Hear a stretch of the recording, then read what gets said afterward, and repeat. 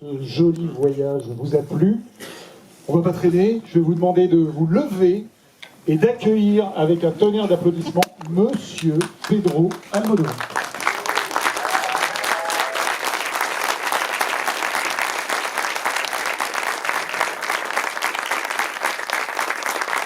Accompagné de ses comédiennes, Julianne Moore et Tilda Swinton.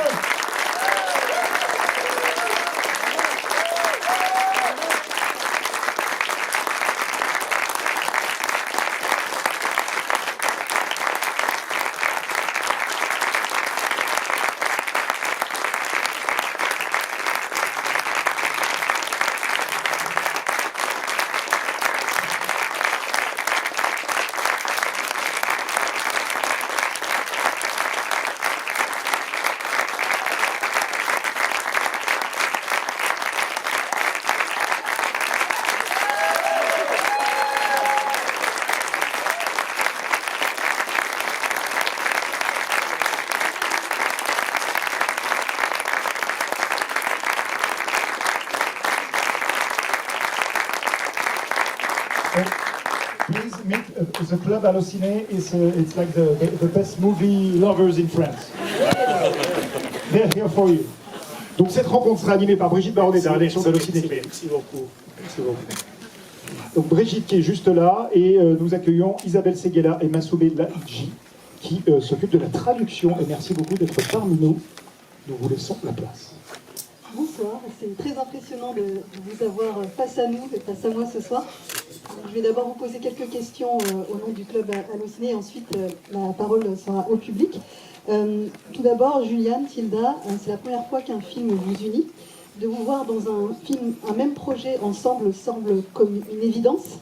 Vous connaissiez-vous un peu avant ce tournage et aviez-vous envie de travailler ensemble depuis longtemps?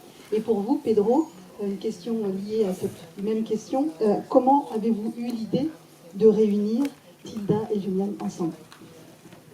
Bueno, lo primero es tener una historia que merezca a estas dos intérpretes. La première chose, c'est d'avoir en main une histoire qui mérite deux tels interprètes. Y esto es una película de actrices, es una película básicamente de dos actrices, de dos personajes femeninos. Entonces, la película no tiene sentido si no encuentras a dos intérpretes que den la talla, o sea, dos intérpretes monumentales, como es el caso.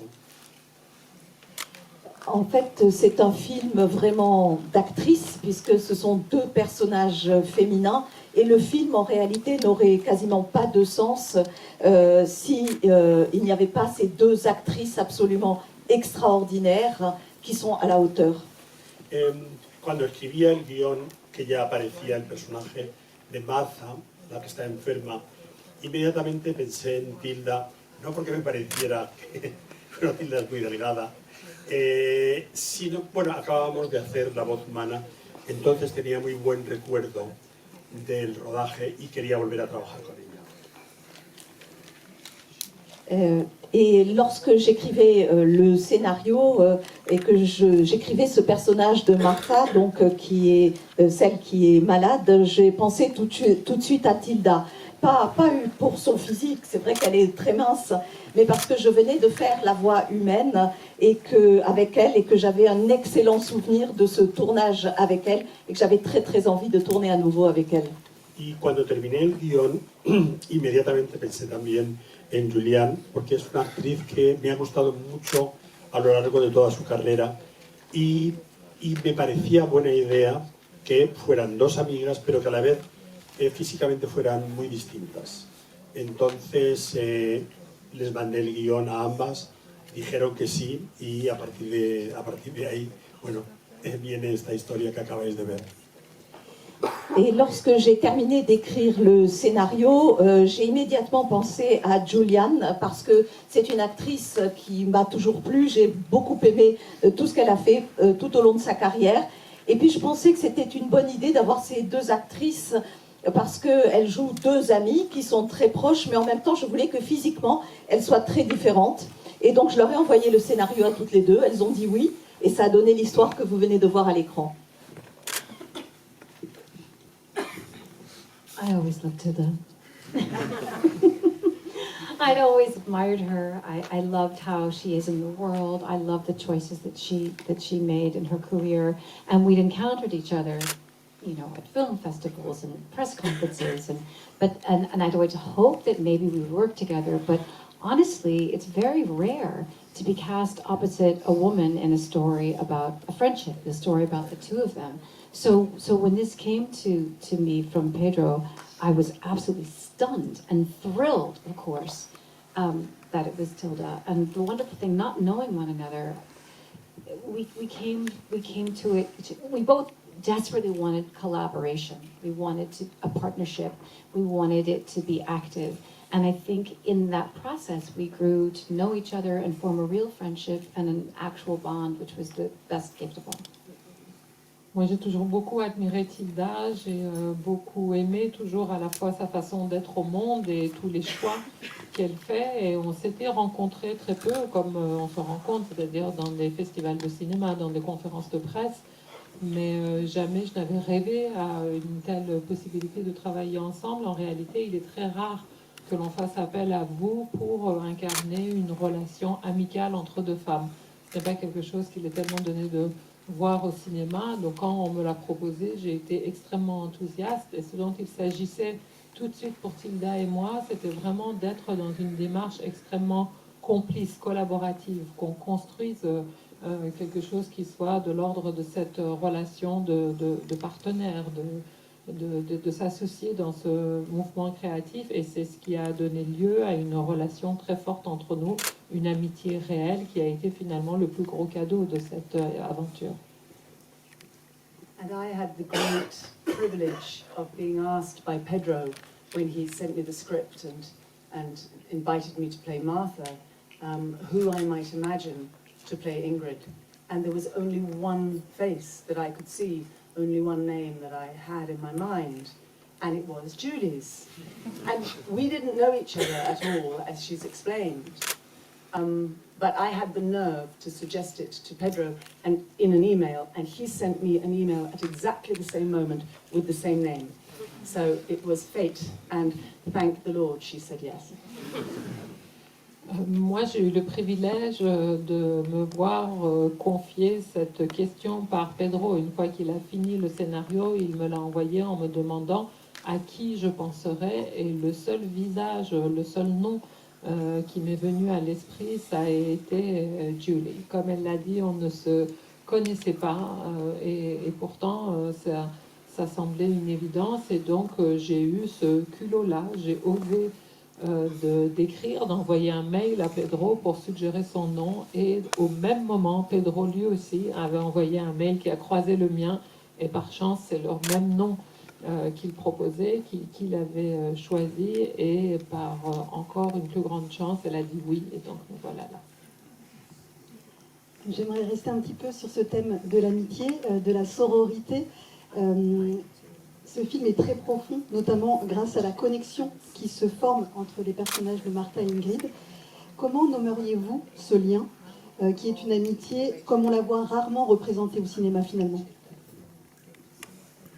I think there's something particularly beautiful about an old friendship that's been dropped for a couple of decades and then picked up again.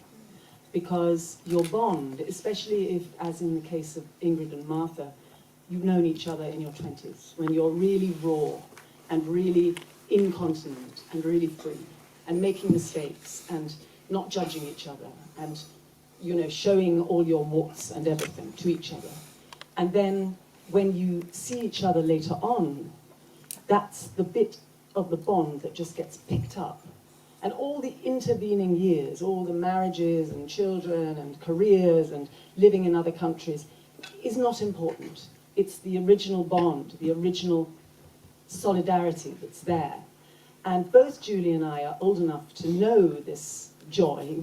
We may not have been old friends for longer than a year, but we know what it is to have these long, long bonds resuscitate and really be meaningful in our lives. And so we were able to really draw on that. We know that it's a reality, and it's a treasure of later life, I think.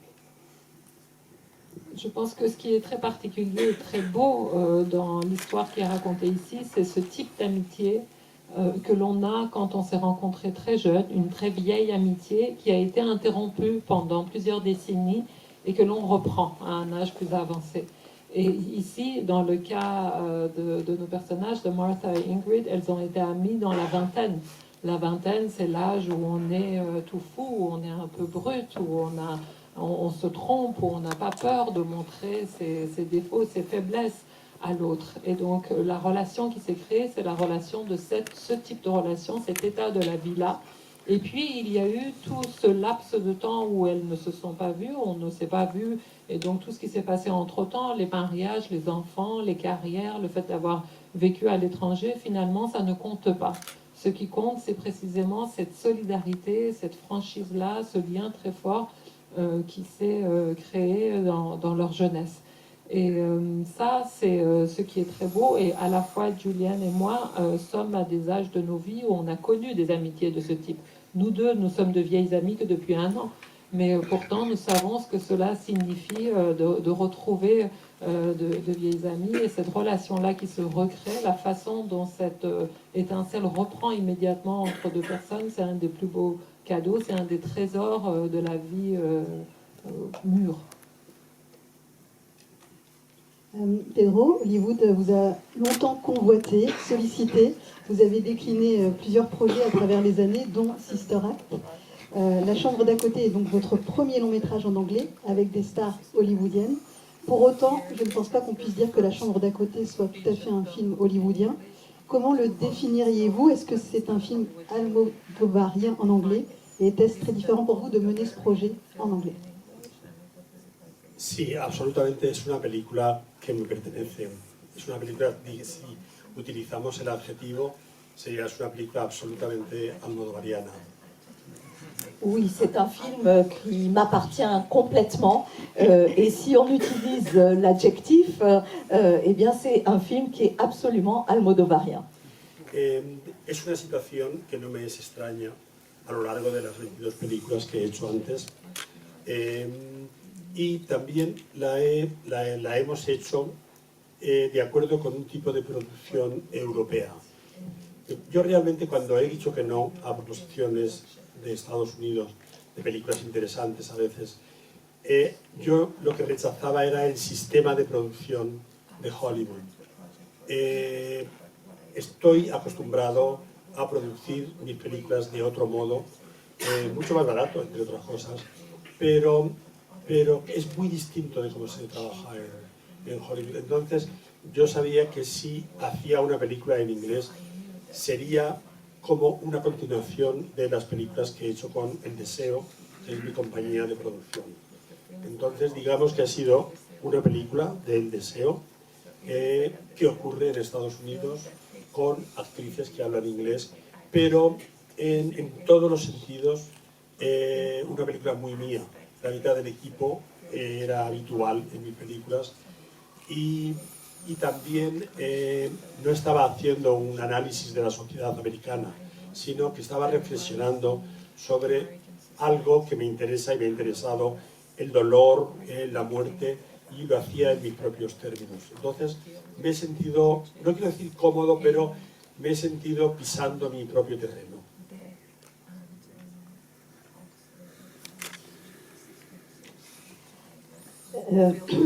Alors, d'abord, la situation qui est décrite dans le film n'est pas étrangère à ma filmographie au long des 22 films que j'ai déjà faits.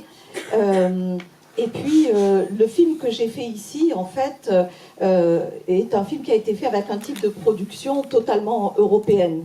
Et d'ailleurs, lorsque j'ai dit non aux différentes propositions américaines, ce à quoi j'ai dit non, ce que je rejetais, c'était surtout le système de production hollywoodien.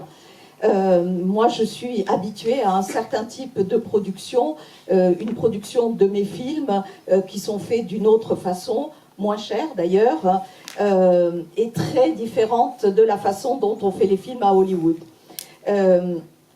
Alors, c'est vrai, c'est un film qui est fait en anglais, mais c'est un film qui est complètement dans la continuité de tous les autres films que j'ai fait avant et que j'ai produit avec ma société de production LDCO. Donc, c'est un film de LDCO qui se passe aux États-Unis, certes, avec des actrices qui parlent anglais, mais c'est un film qui m'appartient complètement. C'est vraiment un film à moi. D'ailleurs, la moitié de l'équipe qui travaille dessus, ce sont des habitués de mes films. Et dans ce film, je ne fais pas du tout une analyse de la société américaine. En fait, c'est une réflexion qui m'est propre sur la douleur, sur la mort, et que je raconte en mes propres termes. Et donc je me suis sentie, je ne dirais peut-être pas complètement à l'aise, mais en tout cas sur mon propre terrain en faisant ce film. Ça sera ma dernière question avant de passer la parole au public. Une dernière question sur la place de l'art dans ce film. Le film est vraiment truffé de références, que ce soit la peinture, le cinéma. Et c'est comme une déclaration d'amour à l'art. Je voulais savoir quelle place cela a occupé dans vos vies et peut-être un exemple récent d'une œuvre d'art qui vous a profondément marqué.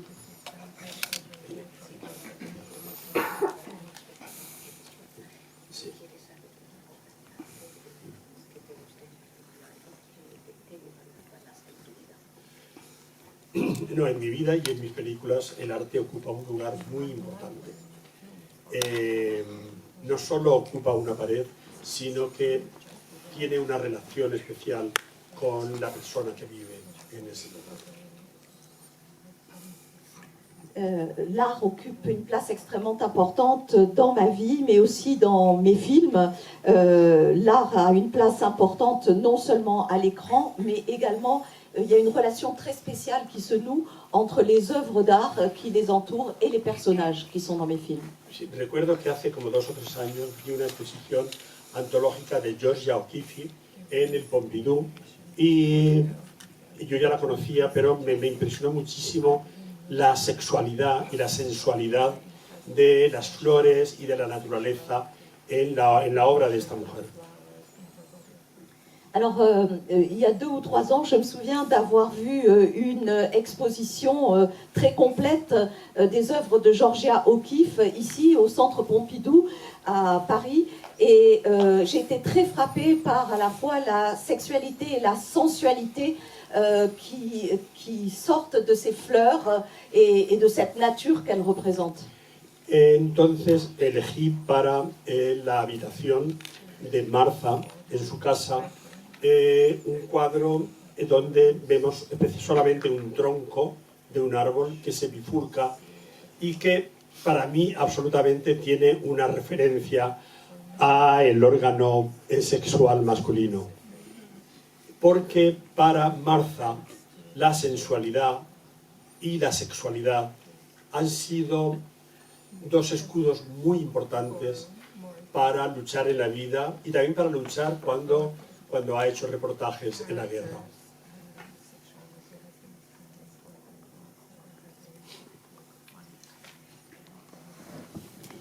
Et donc j'ai choisi pour la chambre de Martha un tableau où l'on voit un tronc d'arbre comme ça érigé, et pour moi c'est une référence évidente à l'organe sexuel masculin. Et donc pour moi c'était important car ce personnage de Martha a utilisé la sexualité, la sensualité comme bouclier pour se protéger dans la vie, pour se protéger quand elle allait faire des reportages de guerre. Entonces la respuesta es Georgia O'Keeffe. Eso fue muy importante. Donc voilà, la réponse à votre question, c'est Georgia O'Keeffe qui a été très importante. I think that art is where we see ourselves. You know, a painting is important, sculpture is important, films and books and television, and anywhere we could see a reflection of our own humanity. And that's where we all that's where we gather and we say, I see myself in this, and therefore I see you, and I see all of us. And I think that when you see an artist that allows you to recognize those themes in your own life, or something that's inspiring, like Georgia O'Keeffe. For me, it's Louise Bourgeois. I go back to her again and again and again, because she's someone who ruminated on the same idea her entire life. She always thought about her mother. She always thought about her family. She always thought about female transformation. And you see it in an abstract way, you see it in a figurative way, and it never ceases to fascinate me, because it's about her journey as a woman and her feeling of herself within a family. But I think that's what we're always looking for. And I love the fact that Pedro sprinkles all of these beautiful paintings and films and books throughout his film, because that's how we know we're alive. That's how we know we're not alone.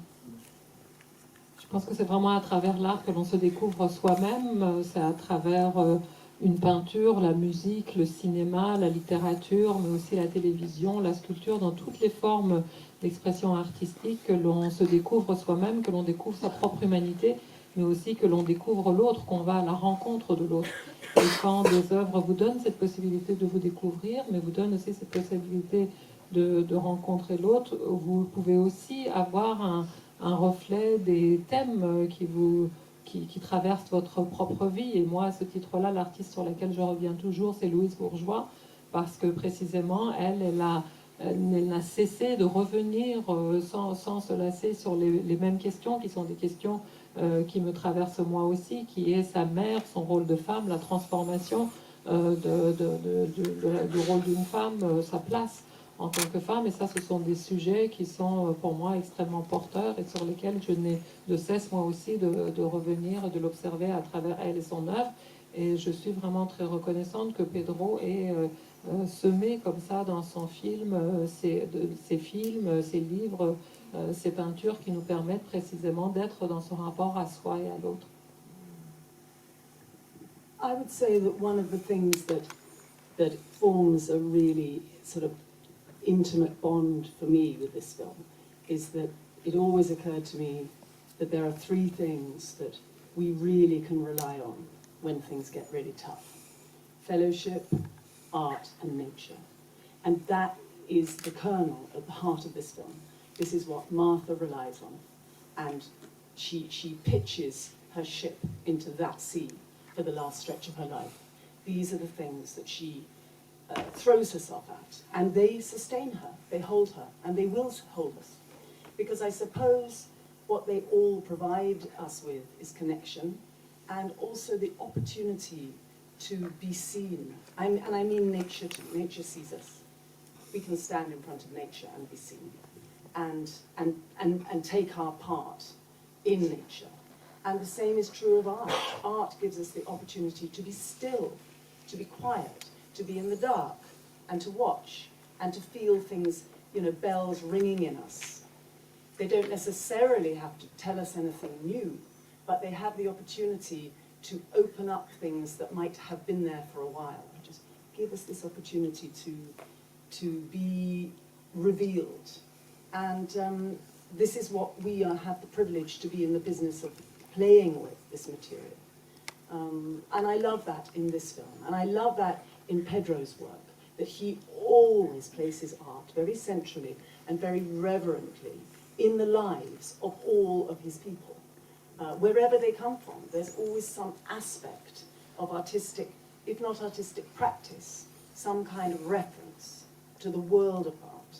And that's incredibly valuable and honored by him. Un des rapports les plus intimes qui s'est établi entre ce film et moi, c'est précisément que j'ai toujours été persuadée dans ma propre vie que quand on va vraiment mal, quand on est vraiment dans un besoin de se relier à la vie, ce qui crée ce lien-là, ce sont trois aspects. C'est l'amitié, la camaraderie, c'est l'art et c'est la nature. Et dans ce film-là, c'est exactement de ça qu'il est question. C'est le cœur de ce film, et c'est précisément sur ces trois piliers-là que Martha décide d'embarquer sur ce cheminement-là vers la fin de sa vie, et c'est ce qui lui permet de tenir. En réalité, si ces trois aspects-là sont tellement importants, parce que ce sont des aspects d'une part qui créent un lien, mais aussi ce sont des aspects qui vous permettent d'être vus. la nature vous voit. Je suis persuadée que quand vous êtes dans la nature, vous êtes regardé, vous êtes vu et vous existez, vous avez une place en tant que telle. Mais aussi, l'art vous permet de vous tenir tranquille, de vous taire, d'être dans le noir et d'établir ce lien avec une œuvre d'art qui n'est pas forcément qu'il vous apprend quelque chose de nouveau, qu'il vous enseigne ou qu'il vous impose quelque chose, mais il fait résonner en vous des choses endormies, des choses que vous portez en vous et qui ont besoin d'être de cette façon évoquées, ressuscitées. Et ce rapport-là, c'est aussi ce qui fait le privilège de gens comme nous qui pouvons jouer avec cet aspect-là et créer précisément ce lien.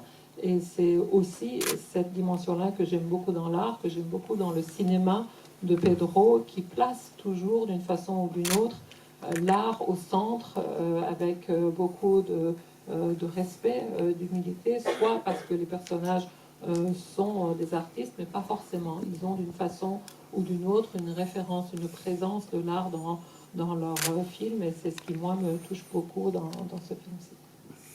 Merci beaucoup. Je laisse la place à Johan